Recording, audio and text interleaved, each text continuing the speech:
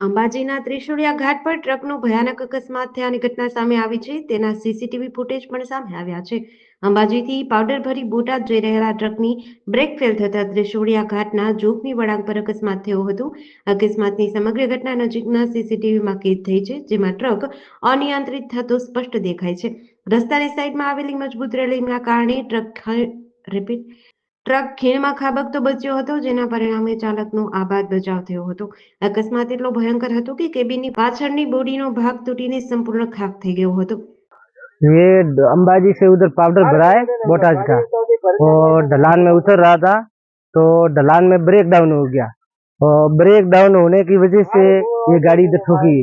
हाँ, break down हो गया, गाड़ी कंट्रोल नहीं हुई, अनकंट्रोल होकर गिर गया गाड़ी। अपने वो तो मालिक ने बचाया है, और ये रेलिंग ये गवर्नमेंट की जो लगाई हुई है, रेलिंग ने बचाई है, अपन बच गए। आपका नाम क्या है? नाम इसाब खान। कहाँ से आ रहे हो आप? हम बागोड़ा। जीडीसी न्यूज साथी प्रकाश मीणा, बनासकांठा।